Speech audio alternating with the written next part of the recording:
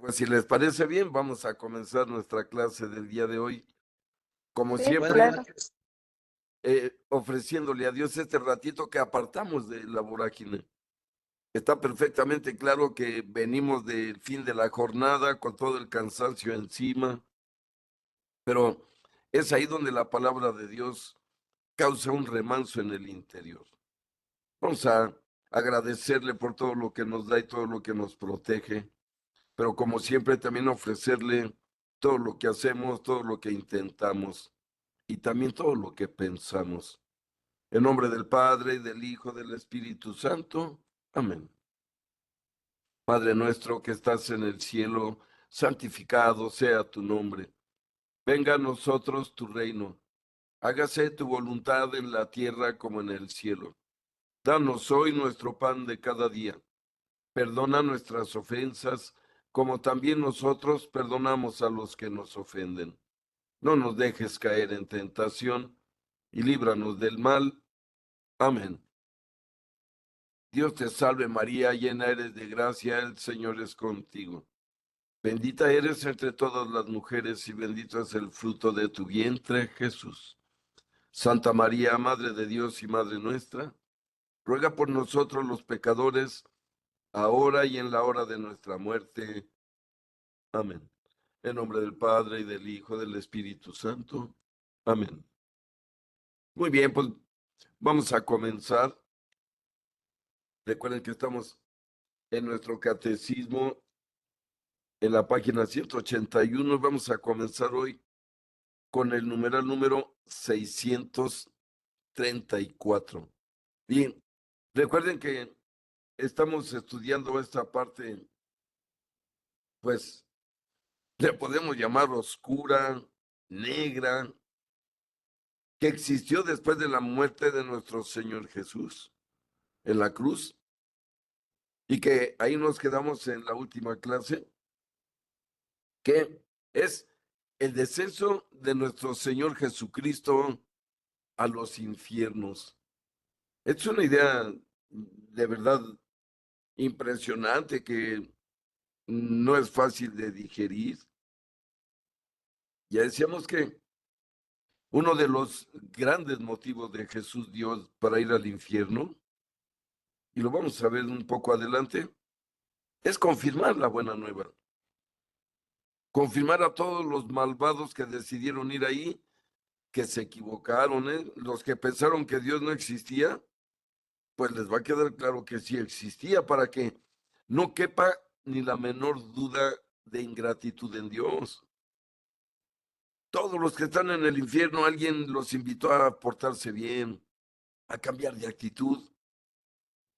Y lo sabemos bien por la historia de la civilización humana. Pues muchos no prefieren gozar esta pequeña vida en el planeta, que ya decíamos que equivale a un chispazo de un cerillo cuando lo raspamos contra la cajita. Y me fui demasiado espléndido.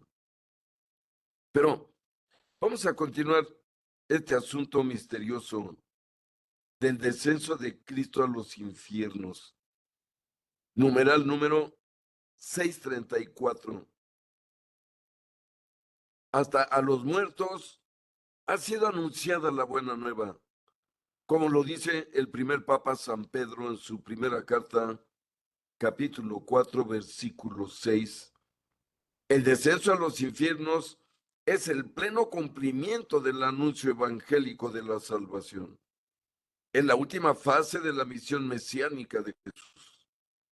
Fase condensada en el tiempo, pero inmensamente aplicada en su significado real, de extensión de la obra redentora a todos los hombres de todos los tiempos y de todos los lugares, porque todos los que se salvan se hacen partícipes de la redención. Cristo, por tanto, bajó a la profundidad de la muerte para que los muertos oigan la voz del Hijo de Dios y los que la oigan vivan. Evangelio de San Juan, capítulo 5, versículo 25. Y miren, aquí me tengo un poquito porque Dice, para que los muertos oigan la voz del Hijo de Dios y los que la oigan vivan. Recuerden que para Dios todos viven. Todos los seres humanos que ha creado Dios desde Adán hasta el último que estén naciendo en este momento, ninguno va a morir, su mente no va a morir, viven. Es decir, Adán está vivo, Eva está viva, los santos están vivos, los demonios están vivos, porque Dios es un Dios de vivos, no de muertos. Todo ser humano que ha creado Dios no va a morir, es para vivir eternamente. Y mucha gente no advierte esa parte y terminan dominados por los antojitos, si me permiten esa expresión, del mundo.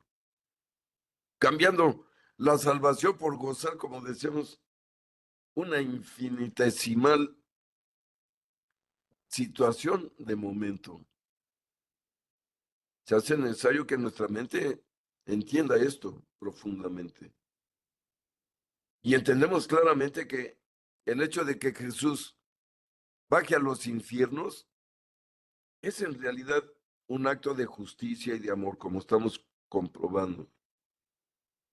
Para que no dijeran los demonios o los condenados en el infierno, sí, ¿sería cierto que Dios existe?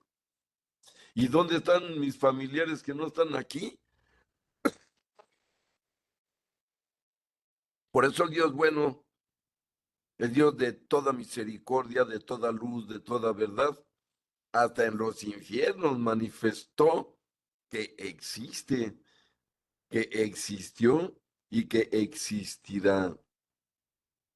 Es el dilema de nuestra civilización en nuestros días. ¿Ven cuánta gente piensa que Dios no existe? Que mejor vale gozar y agandallar al otro y obtener la mayor cantidad de dinero que se pueda. Aguas con eso. Ya decía el gran San Pablo, la raíz de todos los problemas del mundo es el afán por el dinero. Se lo dice a su discípulo Timoteo. Miren, y es la verdad. El mundo, por el afán del dinero, se está matando, está secuestrando. Si nosotros analizamos a todos los criminales en México que se cuentan por millones, muy lamentablemente, y hay que decirlo con dolor, todos los sicarios, todas esas personas ya se decidieron por el malo. Ya en su mente ya no hay duda, decidieron gozar el momento, traer un arma a la cintura, una camioneta robada, sentirse alguien respetado. Hay que tener cuidado porque, como estamos viendo, la eternidad nos espera, pero hay muchos obstáculos en medio.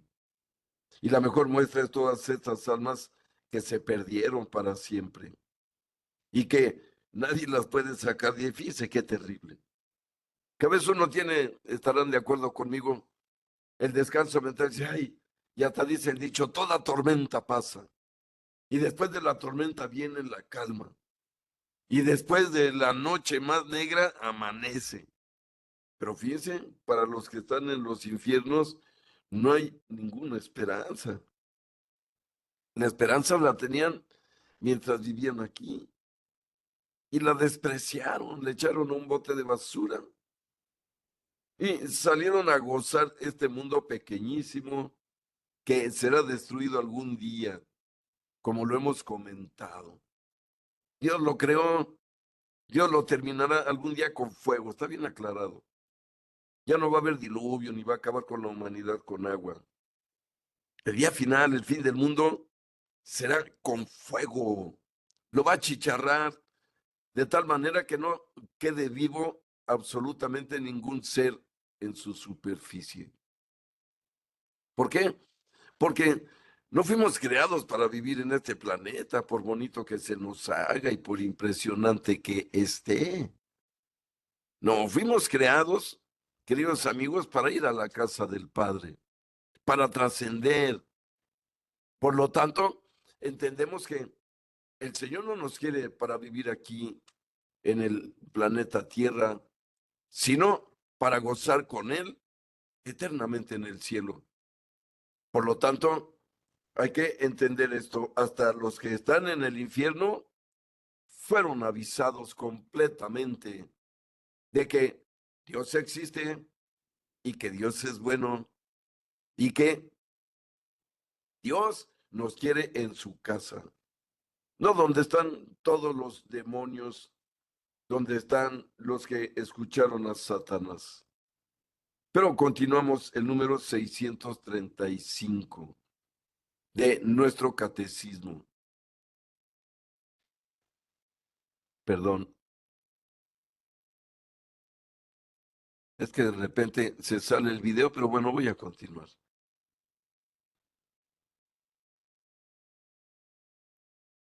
Jesús, el príncipe de la vida, como dice el libro de los Hechos capítulo 3 versículo 15, aniquiló mediante la muerte al Señor de la muerte, es decir, al diablo, y libertó a cuantos por temor al Señor de a la muerte estaban de por vida sometidos a esclavitud. Como lo dice el libro de los Hebreos capítulo 2 versículos 14 y 15. Y en Apocalipsis 1:8, y al nombre de Jesús, toda rodilla se doble en el cielo, en la tierra y en los abismos. Oigan, perdón, se me fue por aquí el archivo. Sí me siguen escuchando, ¿verdad? Sí, sí la Ah, muy bien, escuchamos. muy bien. Lo que me anda haciendo travesuras son las imágenes, pero ahí vamos. Sí, se escucha bien, profe. Ah, qué bueno. Muchas gracias. Entonces, estamos hablando de que Dios no dejó ni una sola criatura en toda la creación sin enterarse de la verdad y de la bondad de Dios. Hasta los más terriblemente malvados la entendieron. Pero dice aquí el catecismo, estoy en el numeral 635. Un gran silencio envuelve la tierra, un gran silencio y una gran soledad. Un gran silencio porque el rey duerme. La tierra está temerosa y sobrecogida, porque Dios se ha dormido en la carne y ha despertado a los que dormían desde antiguo. Va a buscar a nuestro primer padre como si éste fuera la oveja perdida. Quiere visitar a los que viven en tinieblas y en sombra de muerte. Él, que es al mismo tiempo Dios e Hijo de Dios, va a liberar de sus prisiones y de sus dolores a Adán y a Eva. Yo soy tu Dios, que por ti y por todos los que han de nacer de ti, me he hecho tu hijo. A ti te mando, despierta, tú que duermes, pues no te creé para que permanezcas cautivo en el abismo. Levántate de entre los muertos, pues yo soy la vida de los muertos. Y enseguida viene, amigos, un breve resumen precisamente sobre este misterio. Numeral 636. En la expresión Jesús descendió a los infiernos, el símbolo confiesa que Jesús murió realmente y que por su muerte en favor nuestro ha vencido a la muerte y al diablo, el Señor de la muerte. Hebreos capítulo 2 versículo 14. Y el numeral 637.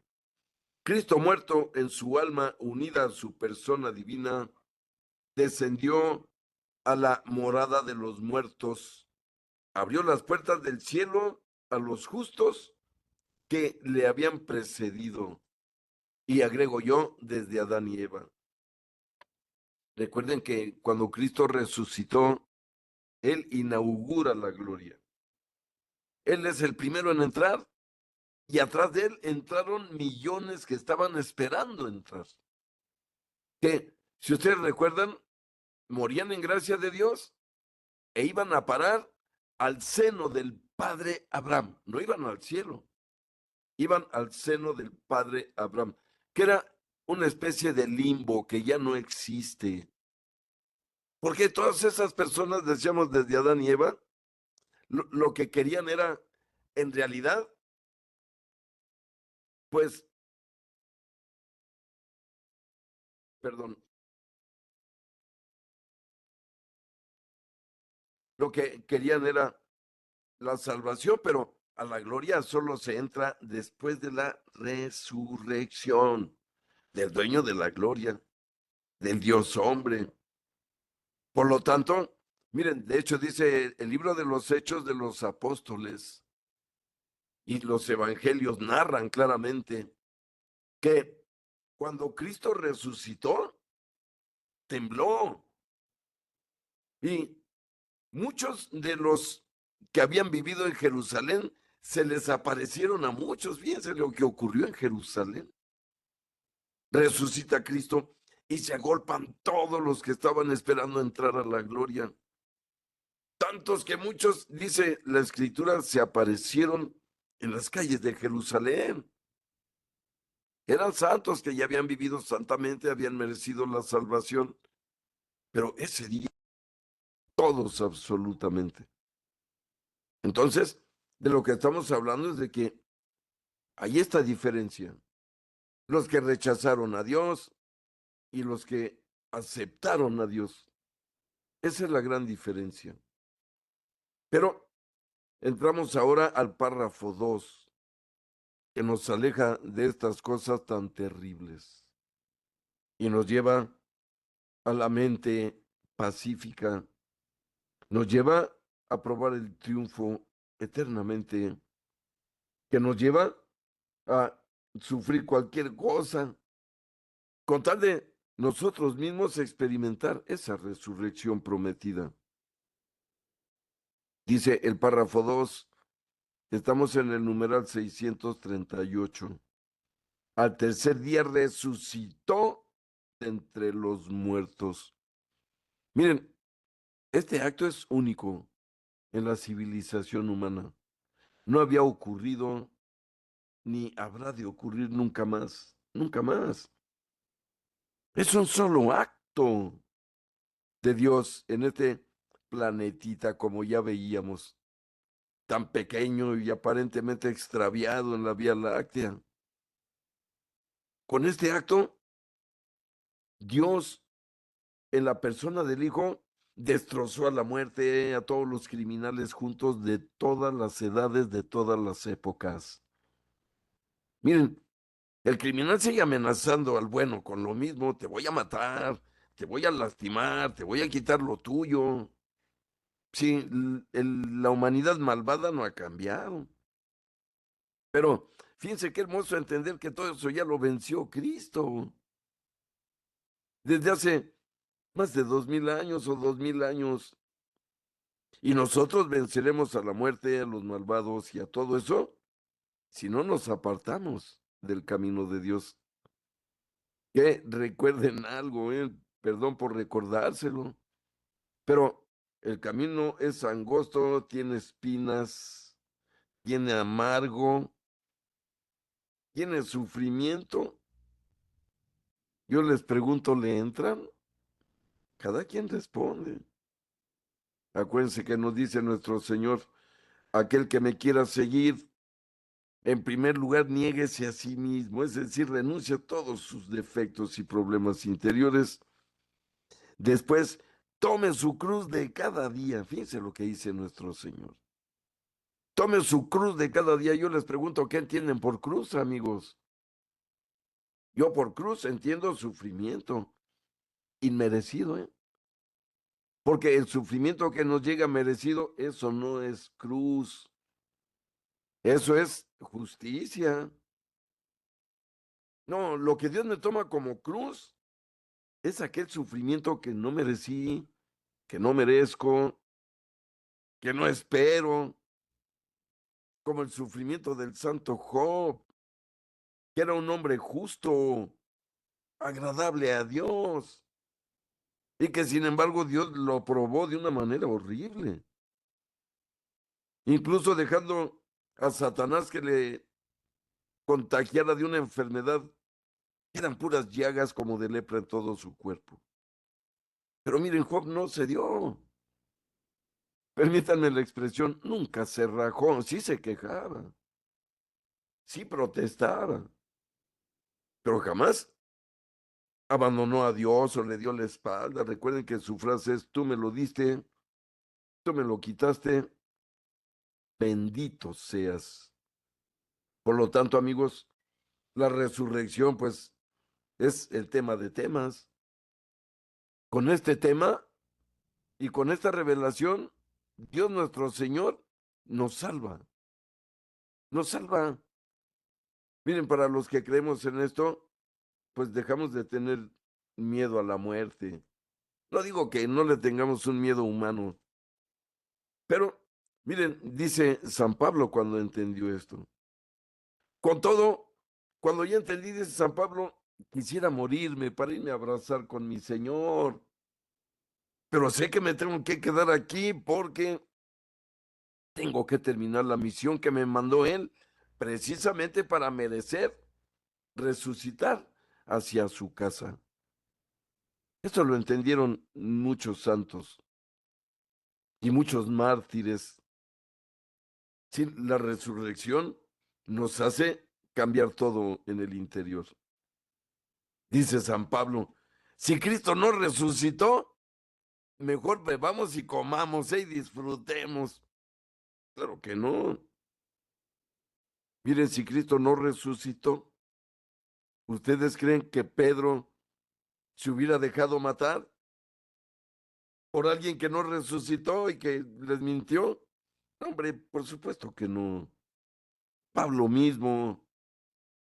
Recuerden que a Pablo se le apareció Jesús resucitado cuando iba camino a Damasco y lo tumbó del caballo, acuérdense. Era Jesús resucitado. ¿Cómo no va a caminar de los hombres? Ya fíjense, el Dios resucitado que fue hombre y que venció todos los problemas que todos nosotros enfrentamos. Ah, pero fíjense algo. Hablaba yo del santo Job. Pensemos más bien en nuestro queridísimo Señor Jesucristo. Nomás vean todo lo que sufrió, todo lo que aguantó. Miren, él todavía más puro que Job.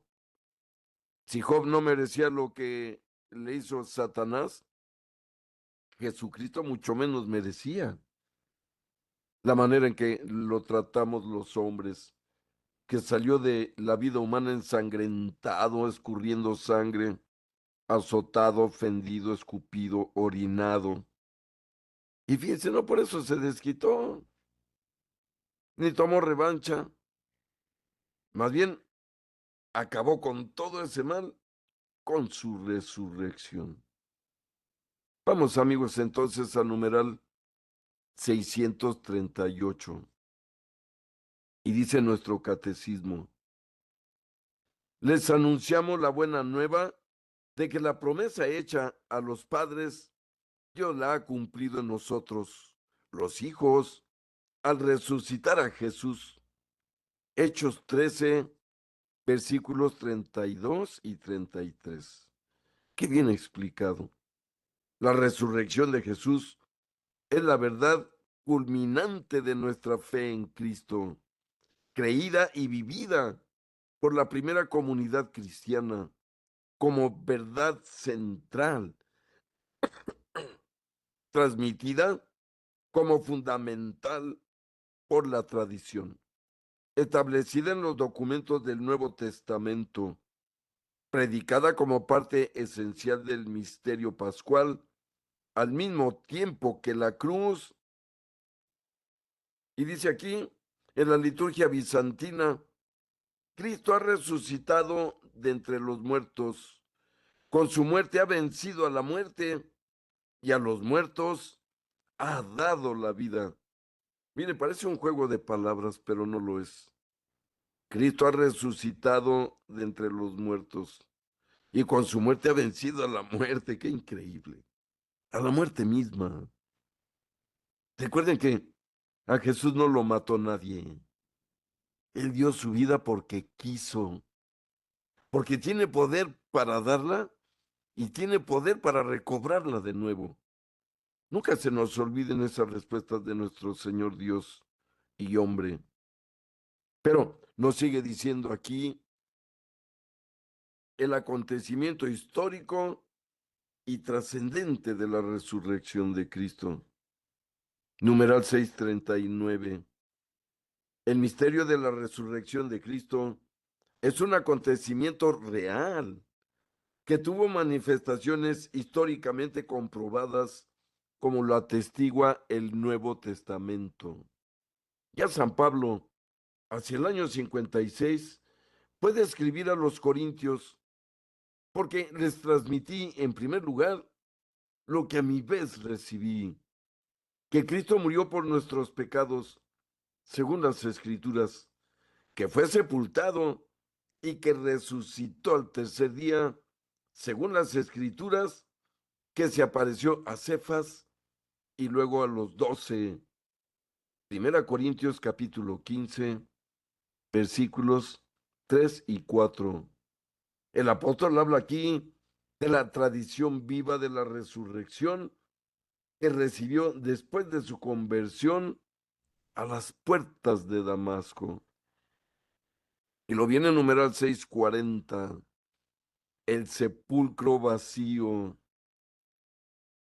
¿Por qué buscar entre los muertos al que vive? Miren, esto es algo fundamental para entender. Miren lo que dice Lucas 24 del 5 al 6. ¿Por qué buscar entre los muertos al que vive? No está aquí, ha resucitado. Lucas 24, versículos 5 y 6. En el marco de los acontecimientos de Pascua, el primer elemento que se encuentra en el sepulcro es el sepulcro vacío. Y este fue la primera señal. Se asoman y no ven a nadie. Y lo único que ven es el sepulcro vacío. No en sí una prueba directa todavía. Llegan, no ven al Señor, no es prueba todavía de su resurrección. La ausencia del cuerpo de Cristo en el sepulcro podría explicarse de otro modo. A pesar de eso, el sepulcro vacío ha constituido para todos un signo esencial. Su descubrimiento por los discípulos fue el primer paso para el reconocimiento del hecho de la resurrección.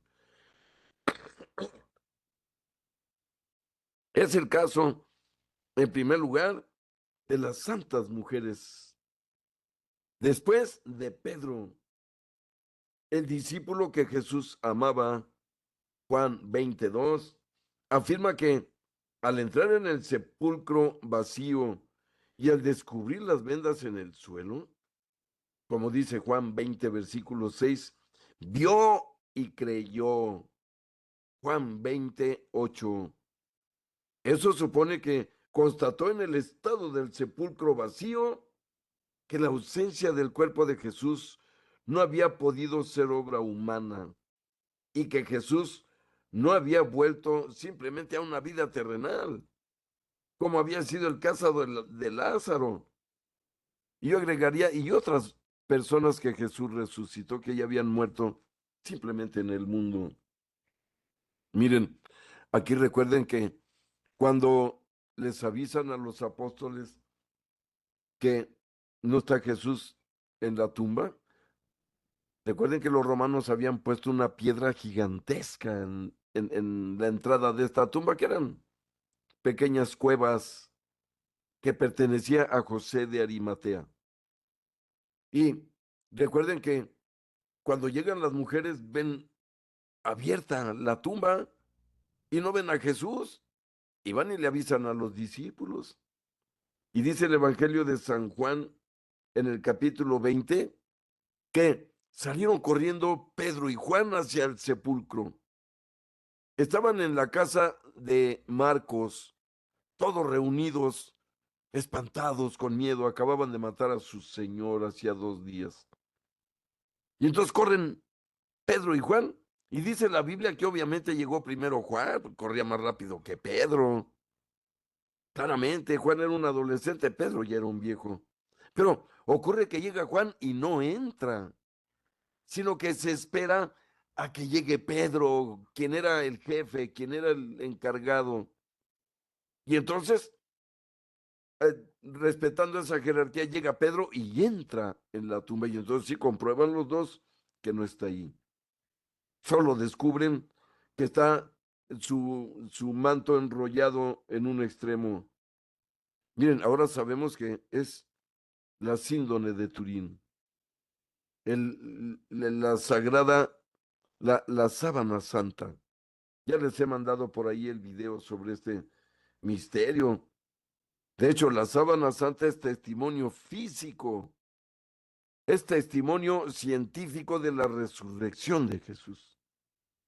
Bien, va más allá de lo que la mente humana puede comprender.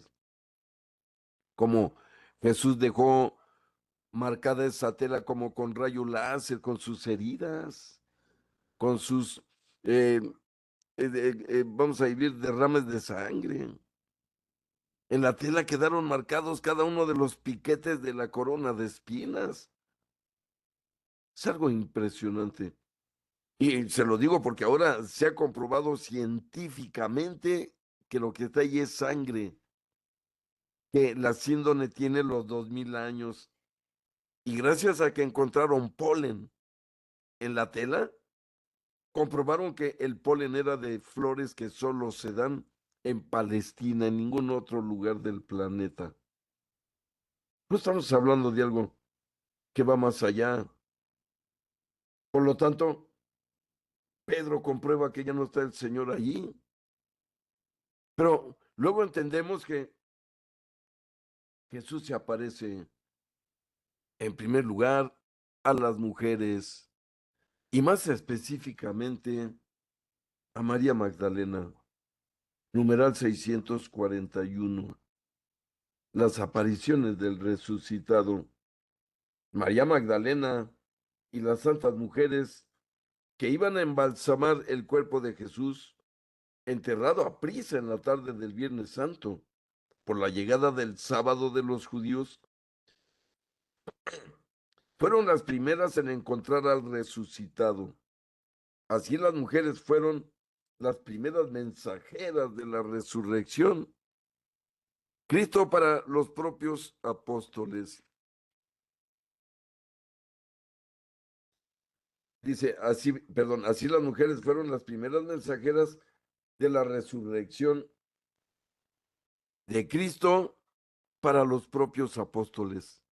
Jesús se apareció enseguida a ellos, primero a Pedro, después a los 12. Y aquí nos queda clarísimo, amigos, cómo Jesús se aparece ya resucitado.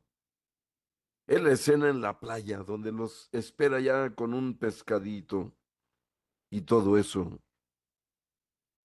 Entonces dice, Jesús se apareció enseguida a ellos, primero a Pedro, después a los 12. Pedro, llamado a confirmar en la fe a sus hermanos, ve por tanto al resucitado antes que los demás, y sobre su testimonio es sobre el que la comunidad exclama, es verdad, el Señor ha resucitado y se ha aparecido a Simón, como lo expresa Lucas en su Evangelio, capítulo 24, versículo 34. Todo lo que sucedió en estas jornadas pascuales compromete a cada uno de los apóstoles y a Pedro en particular en la construcción de la era nueva que comenzó en la mañana de Pascua. Como testigos del resucitado, los apóstoles son las piedras de fundación de su iglesia. La fe de la primera comunidad de creyentes se funda en el testimonio de hombres concretos, conocidos de los cristianos, y de los que la mayor parte aún vivían entre ellos. Estos testigos de la resurrección de Cristo son ante todo Pedro y los 12, pero no solamente ellos. Pablo habla claramente de más de 500 personas a las que se apareció Jesús en una sola vez, además de Santiago y de todos los apóstoles. Y recordamos cómo Jesús se apareció, decíamos, primero a las mujeres y luego a los apóstoles y por último a la comunidad completa. Sabemos bien que nuestro Señor Jesús le interesaba mucho dejar en orden su iglesia. Por eso vemos en el capítulo 21 como su último acto en la tierra, sea como hombre o resucitado, fue esto que estamos viendo. Se va, pero deja todo en orden. Se va, pero deja a la iglesia con toda su jerarquía, con toda su autoridad. Recuerden que aquí es donde Jesús le dice a Pedro, enfrente de los 12, de eso estamos hablando. Están todos de testigos. Le dice, Pedro, ¿me amas más que estos? Y recuerden que Pedro contesta, sí, Señor, tú sabes que te quiero. Recuerden que Pedro ya no contesta, sí, te quiero. No, le dice, tú sabes que te quiero, no me lo preguntes. Y Jesús le pregunta 3 veces, recuerden. Pedro, ¿me amas más que estos? Sí, Señor, tú sabes que te quiero. Apacienta mis ovejas, que somos todos los bautizados. Y luego dice, apacienta mis corderos, que son todos los sacerdotes y todos los mártires de la iglesia. Y por tercera vez, Pedro, ¿me amas más que estos? Y le dice Pedro, Señor, tú lo sabes todo, tú sabes que te quiero. Le dice Jesús, apacienta mis ovejas. Te digo que cuando eras joven, tú solo te vestías, pero cuando llegues a viejo, otros te vestirán. Y con esto encontrarás la muerte para que la entregues por mí. Fíjense, anunciadito. Pedro estaba anunciado que iba a ser sacrificado. Pero Jesús le dice una palabra que a veces pasa inapercibida en ese capítulo 21. Después de todo el discurso de Jesús. Y aún la envidia, ¿verdad? Porque van caminando Pedro y Jesús, y a Pedro con la autoridad de la iglesia en sus manos. Y ven venir a Juan y hasta Pedro decía, ¿y ese qué? Y Jesús resucitado todavía le dice, Pedro, tranquilo, no te importe. Hablaba de Juan, el discípulo amado. Y les da, como les digo, una palabra gigantesca. Le dijo, tú sígueme, le dijo Jesús a Pedro. Desde hoy sígueme, quédate en mi lugar. Tú eres mi sucesor, tú eres mi vicario, tú eres mi representante en la tierra. Sígueme. ¿Se acuerdan que Pedro le había dicho a Jesús, yo soy capaz de dar mi vida por ti, te seguiría donde vayas, le dijo Pedro. Y le contestó Jesús, ay, Pedrito, en verdad te digo que antes de que cante el gallo, tú me habrás negado 3 veces y me estás diciendo que darías tu vida por mí. Por eso le dijo, si me seguirás, le dijo Jesús, pero no ahora, me seguirás más tarde. Y miren, ese momento llegó. Ahora sí, sígueme, continúame. Y ese continúame está en poder, queridos amigos, hoy del Papa Francisco. La iglesia sigue viva con su Pedro vivo, respirando. Somos el pueblo de Dios. Somos, en realidad, la estirpe sacerdotal de Dios. Qué orgullo de verdad. Pero continuamos con el número 643. Ante estos testimonios, es imposible interpretar la resurrección de Cristo fuera del orden físico y no reconocerlo como un hecho histórico. Sabemos por los hechos que la fe de los discípulos fue sometida a la prueba radical de la pasión y de la muerte en cruz de su maestro anunciada por él de antemano. La sacudida provocada por la pasión fue tan grande que los discípulos, por lo menos algunos de ellos, no creyeron tan pronto en la noticia de la resurrección. Los evangelios, lejos de mostrarnos una comunidad arrobada por una exaltación mística, nos presentan a los discípulos abatidos, la cara sombría, Lucas 24:17, y asustados. Y miren, entendemos aquí el asunto de Tomás.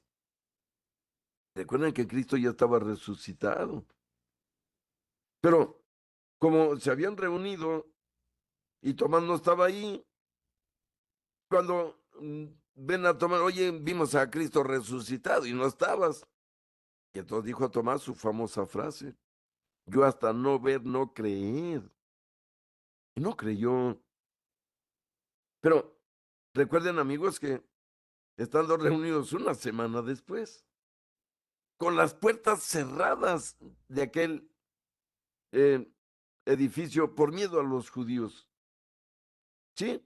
Y vemos que entra Jesús a través de las paredes, a través de la pared. Miren qué duda le pudo quedar a Tomás incrédulo de que Jesús era Dios y que estaba resucitado. Por eso su respuesta fue caer postrado y decirle, Señor mío y Dios mío. Ahí se acabaron las dudas. Miren, en mi opinión, fue tal la sorpresa que Cristo pasa a través de la pared que los dejó pasmados. Y es muy impresionante porque Jesús entra, los saluda rápidamente, le dice, la paz sea con ustedes. Recuerden que seguimos nomás con los 12. E inmediatamente se dirige a Tomás y dice, ¿por qué no has creído? ¿Verdad? Le dice, mira, mete aquí tu dedo en mis llagas y mete tu mano en mi costado y creen. Y vemos que, obviamente, estamos seguros que Tomás no tocó a Jesús, se hubiera muerto. Es el mismo caso que Jesús le dijo a María Magdalena que no lo tocara en los pies, porque hubiera sido lo mismo, Magdalena hubiera muerto. Está claro, mire, nadie puede tocar a Dios y seguir con vida. Por eso, esta respuesta de Tomás es fundamental para todos los que dudan de la resurrección de nuestro Señor Jesús. Pero sigo leyendo el numeral 643. Cuando Jesús se manifiesta a los 11 en la tarde de Pascua, les echó en cara su incredulidad y su dureza de cabeza por no haber creído a quienes le habían visto resucitado. Marcos 16:14. Entonces, miren, es lo que decíamos. El ser humano es muy duro de entender. Bueno, hay que entender que la resurrección, como la Trinidad, como la Sagrada Eucaristía, nunca serán fáciles de entender por la sola mente humana, sin la iluminación del Espíritu Santo, que es la mente de Dios, que es de donde salió todo lo que vemos y lo que no vemos. Por lo tanto, dice aquí, les echó en cara su incredulidad y su dureza de cabeza. Marcos 16:14. Tan imposible les parece la cosa que, incluso puestos ante la realidad de Jesús resucitado, los discípulos dudan todavía. Creen ver un espíritu. No acaban de creerlo a causa de la alegría y estaban asombrados, como lo dice Lucas 24:41. Tomás conocerá la misma prueba de la duda y en su última aparición en Galilea referida por Mateo, algunos sin embargo dudaron, dice Mateo 28:17. Por esto la hipótesis según la cual la resurrección habría sido un producto de la fe o de la credulidad de los apóstoles no tiene consistencia. Muy al contrario, su fe en la resurrección nació bajo la acción de la gracia divina de la experiencia directa de la realidad de Jesús resucitado. Bien, esto qué tremendo es lo que estamos leyendo, amigos. De verdad impactante, porque miren, la resurrección no la impusieron los apóstoles porque creyeron que fuera necesaria. Fíjate lo que estamos aprendiendo, más bien dudaron al principio. Porque mucha gente piensa que la iglesia inventó la resurrección, si me permiten esa expresión, para convencer a la gente de una mentira, ¿verdad? De decirle a la gente, mira, este hombre resucitó y te promete lo mismo. Pero vemos claramente que no fue así. Más bien los discípulos tenían dudas, no estaban seguros. Por eso las apariciones de Jesús tenían que ser contundentes, tenían que ser divinas, como verdaderas teofanías. Cada presencia de Jesús resucitado, amigos, podemos decir que es una verdadera teofanía, sin lugar a dudas. Pero luego viene el estado de la humanidad resucitada de Cristo. Jesús resucitado establece con sus discípulos relaciones directas mediante el tacto y al compartir la comida, como ya lo veíamos. Entendemos claramente que Jesús, una vez resucitado, se dejó tocar por los discípulos. De hecho, comió con ellos. Entendemos claramente que el mismo Jesús dice que no comía, hacía como que comía para no asustarlos. Pero miren, esto es inconcebible en la Biblia. A Dios no lo puede tocar nadie. A Dios no lo puede ver nadie a los ojos y seguir vivo. Todos los que probaron eso en el Antiguo Testamento murieron. Todos absolutamente. ¿Por qué? Porque, miren, Dios es demasiado grande para que un hombre pequeñísimo lo vea como un igual. Eso no es posible. Mucho menos tocarlo. Pero el Cristo resucitado se dejó tocar solo de sus discípulos y de las mujeres, solo de ellos, y les perdonó la vida, como Dios le perdonó la vida a Abraham y a Moisés, que tuvieron la dicha de verlo y no morir, porque Dios se los permitió. Dice que Abraham vio a Dios cara a cara como un amigo ve a su amigo. Qué tremendo. Y esto Dios lo concedió en la resurrección. Y ahora miren, nos lo concede a todos en la Eucaristía. Si creemos que Jesús está en la Eucaristía y que es verdaderamente su carne y verdaderamente su sangre, fíjense qué tremendo, lo tocamos en su carne. Y en lugar de morir, nos superalimenta, nos supernutre, porque ya decíamos que es la carne más excelsa, más santa, más fina, más cara, más buena que pueda existir en la creación, en la carne del Hijo de Dios.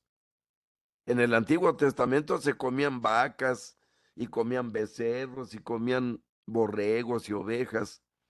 No, ahora miren, tocamos la carne y la sangre del Hijo de Dios. Cuando la hostia consagrada toca mis labios y mi boca, estoy en contacto con el Dios verdadero y único, eterno, omnisciente. Por eso dice San Pablo que quien comulga en pecado muere. Está claro, lo explica San Pablo. Aquel que comulga en pecado mortal, dice San Pablo, comulga y come su propia muerte. Acuérdense que para comulgar debemos estar en gracia, por eso, ¿eh? No es un asunto de moral, es un asunto de vida del alma. Así de fácil. Miren, esto queda explicado en la Biblia como todos los misterios de Dios nuestro Señor. Recuerden ustedes que la primera misa ocurrió el Jueves Santo. El Jueves Santo, por primera vez en el altar del Dios verdadero, no sacrificaron un cordero, y chivas y vacas. Por primera vez, Jesús partió un pan, lo bendijo y les dijo a sus discípulos, miren, de aquí en adelante ya no van a matar chivos, borregas, vacas y los van a poner a asar en el altar.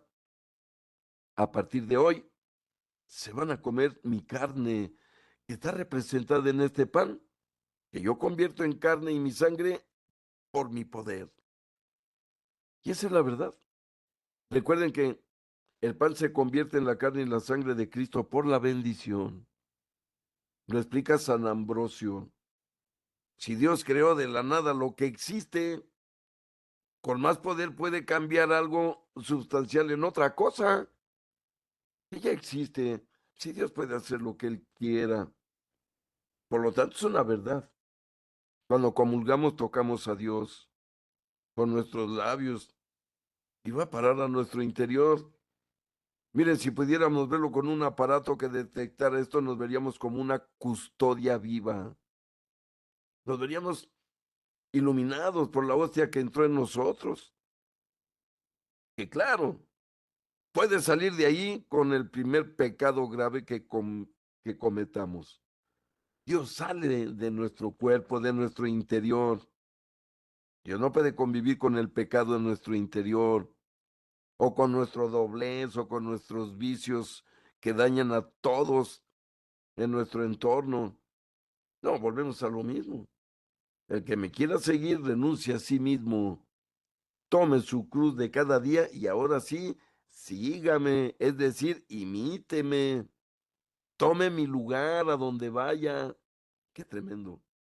Lo que le dijo a Pedro, y a nosotros también nos dice Jesús, ¿me aceptas? Entonces, cambia, quítate tus defectos, toma tu cruz, es decir, acepta el sufrimiento de cada día sin chistar y sígueme, es decir, imítame. A donde vayas, sé yo, nos dice Jesús. Actúa como si fuera yo.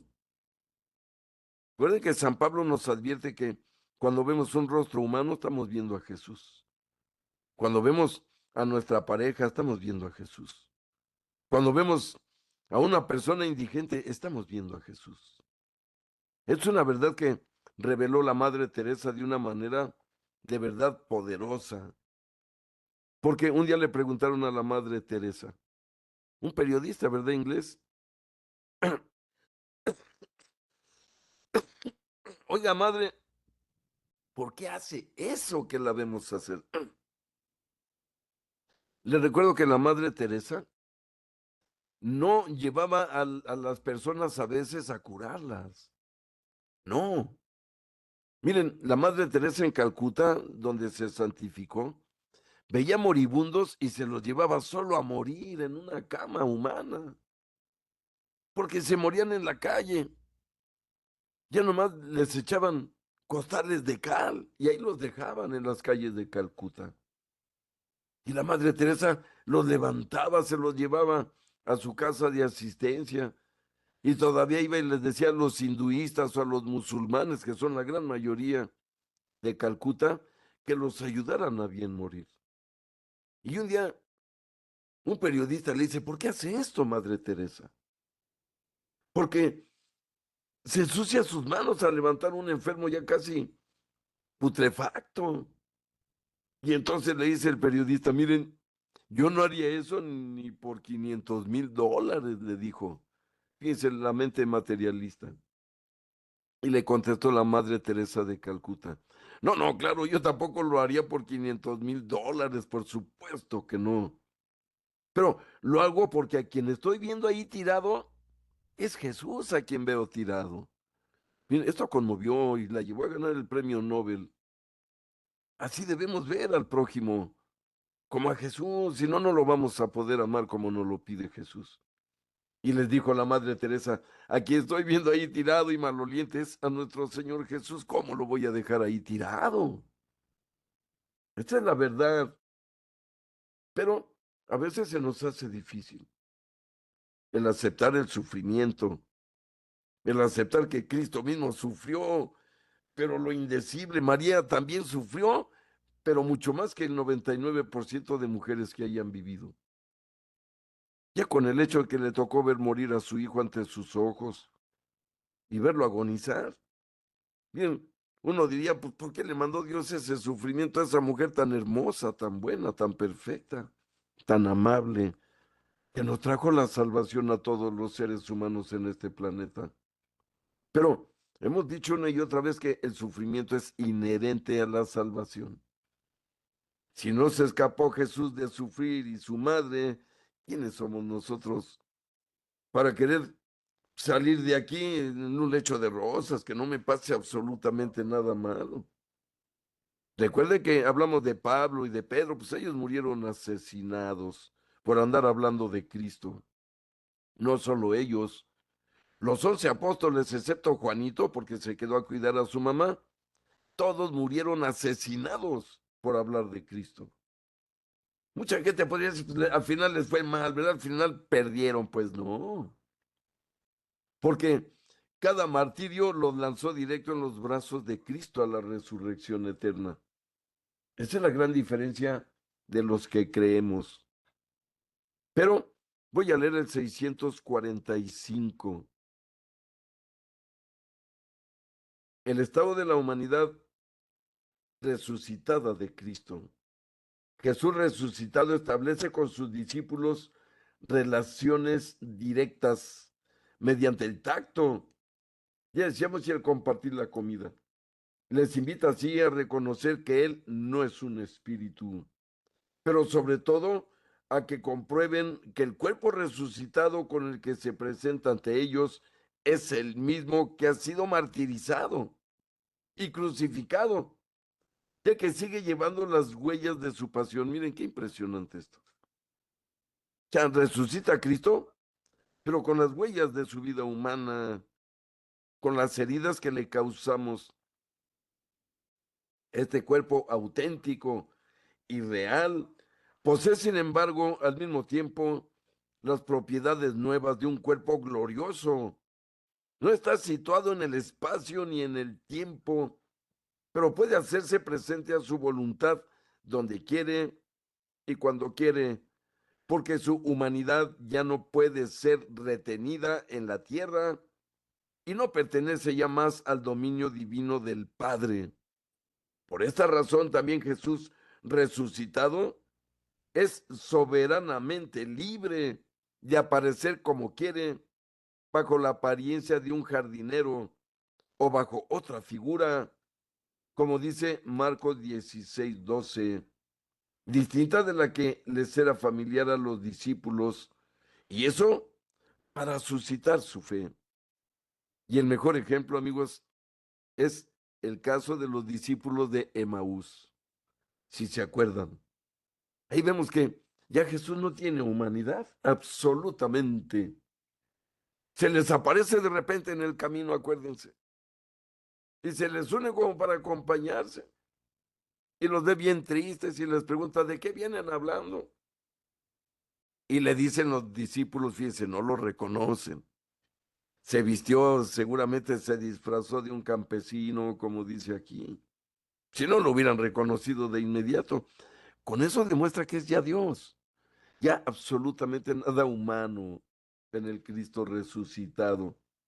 Recuerden que fueron 40 días, que estuvo apareciéndose en los 40 días. Todos los días se aparecía en un lugar o en otro. Y a los discípulos de Maús, acuérdense que eres el único que no sabe lo que pasó en Jerusalén, le dicen. Y les contesta Jesús muy irónico, no, no sé, a ver, cuéntenme qué pasó. Y él empieza a decir, oye, pues que resulta que crucificaron a nuestro Señor y bla, bla, bla. Acuérdense en qué paró el asunto. Terminan llegando donde dividían caminos, Jesús se despide de ellos. Bueno, muchachos, gusto saludarlos, que les vaya bien. Pero dice el Evangelio que los discípulos de Emaús le dicen, no te vayas, Señor, ya es tarde y se hace de noche, quédate con nosotros. Miren, qué petición tan grande que debemos nosotros adoptar todos los días. Quédate conmigo, Jesús. Y vemos que Jesús se queda con ellos. Y mientras estaban cenando, realiza otra vez la Eucaristía, la misa. Y entonces dice que cuando parte el pan y lo comparte con ellos y lo comen, dice que se les abrieron los ojos. Y entonces comprendieron que era el Señor resucitado. Pero en ese momento desapareció de su lado.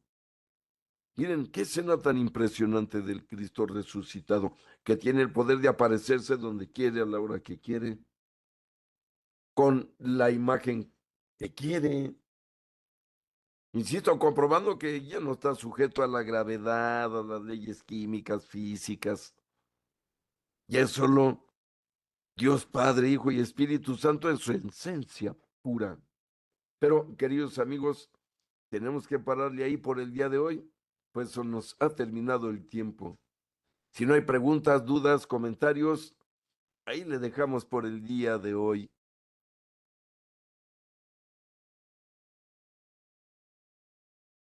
Muy bien, pues vamos a darle muchas gracias a Dios por todo lo que nos da, todo lo que nos protege y todo lo que nos cuida todos los días. Ofrezcámosle también todo lo que hacemos, que todo sea en su nombre. Como decíamos, todo hacerlo en nombre de la Trinidad. En nombre del Padre, del Hijo, del Espíritu Santo. Amén. Padre nuestro que estás en el cielo, santificado sea tu nombre. Venga a nosotros tu reino. Hágase tu voluntad en la tierra como en el cielo. Danos hoy nuestro pan de cada día. Perdona nuestras ofensas, como también nosotros perdonamos a los que nos ofenden. No nos dejes caer en tentación y líbranos del mal. Amén. Dios te salve María, llena eres de gracia, el Señor es contigo. Bendita eres entre todas las mujeres y bendito es el fruto de tu vientre, Jesús. Santa María, Madre de Dios y Madre nuestra, ruega por nosotros los pecadores, ahora y en la hora de nuestra muerte. Amén. Dulce Madre, no te alejes, tu vista de nosotros no apartes. Ven con nosotros a todas partes y solos nunca nos dejes. Ya que nos proteges tanto como verdadera Madre, haz que nos bendiga el Padre, el Hijo y el Espíritu Santo. Amén. Muchísimas gracias a todos. De verdad les agradezco y sus oraciones por mi salud me hicieron mucho bien. Los quiero mucho y los espero la próxima. Muchas gracias a todos. Muchas Gracias, gracias, profe. maestro. Gracias, maestro. Cuídese mucho. Dios lo bendiga. Gracias. noches.